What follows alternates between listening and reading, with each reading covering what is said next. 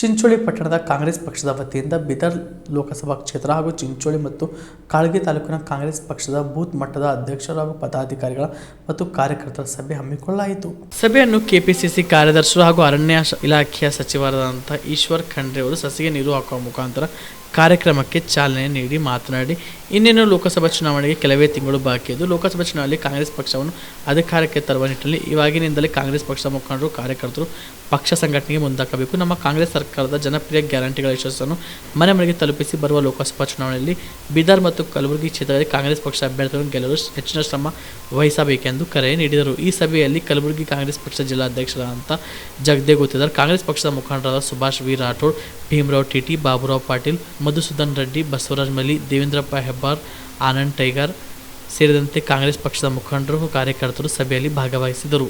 Sanjeev Kumar Patil, on spot news, Chincholi.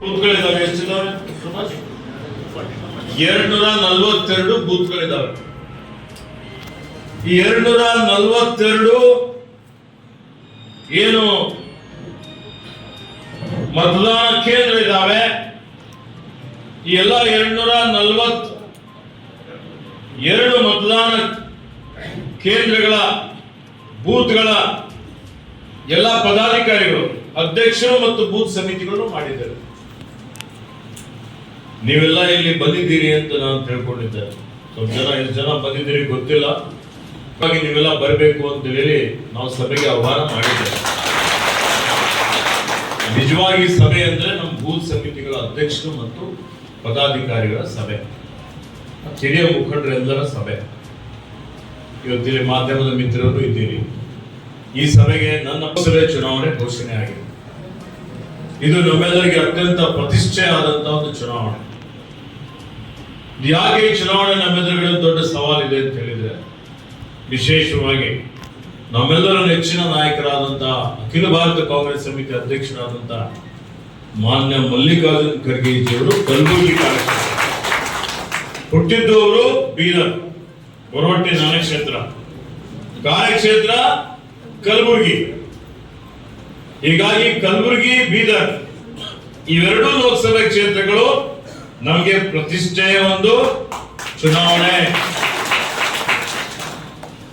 ಈ ಅತ್ಯಂತ ಪ್ರತಿಷ್ಠೆ ಉಳ್ಳಂತ ಈ ಚುನಾವಣಾ ಏನ್ ಕ್ಷೇತ್ರಗಳಿದ್ದಾವೆ, ಈ ಸಲ ನಾವು ಗೆಲ್ಲಲೇಬೇಕಾಗಿದೆ, ಬಿಜೆಪಿಗೆ ಸೋಲಿಸಲೇಬೇಕಾಗಿದೆ. ಬಿಜೆಪಿಗೆ ಸೋಲಿಸಬೇಕು ಅಂದ್ರೆ ಏನ್ ಮಾಡ್ಬೇಕು? ಬಹಳ ದೊಡ್ಡ ಸಮಸ್ಯೆಯನ್ನು ನೋಡಿದ್ದೀರಿ. ಹಿಂದೆ ಮೊನ್ನೆ 9 ತಿಂಗಳ ಕೆಳಗಡೆ ಚುನಾವಣೆ ಆಯ್ತು, ಮೇದಲ್ಲಿ. ಈ ಚುನಾವಣೆಯಲ್ಲಿ ಬಿಜೆಪಿ ರಾಜ್ಯದಲ್ಲೂ ಸರ್ಕಾರದಲ್ಲಿತ್ತು, ಕೇಂದ್ರದಲ್ಲೂ ಸರ್ಕಾರದಲ್ಲಿತ್ತು, ಡಬಲ್ ಇಂಜಿನ್ ಸರ್ಕಾರ ಅಂತ ಹೇಳ್ತಾ ಇದ್ರು.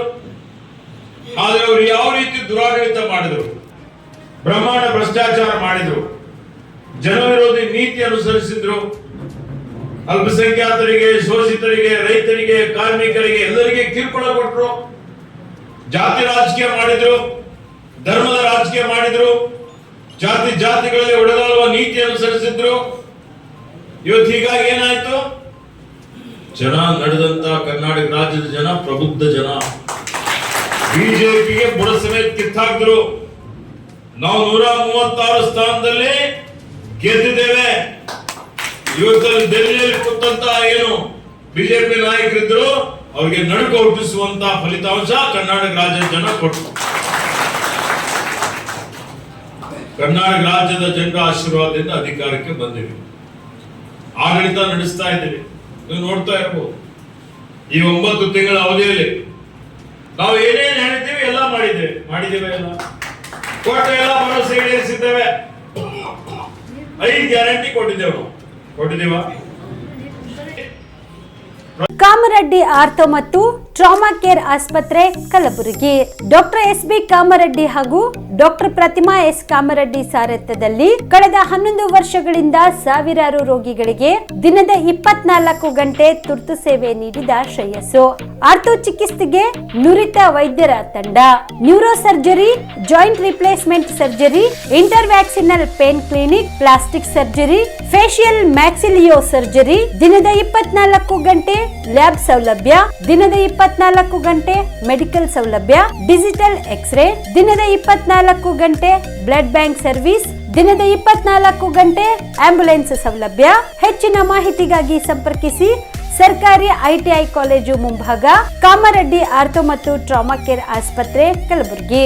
Phone number 084722566163.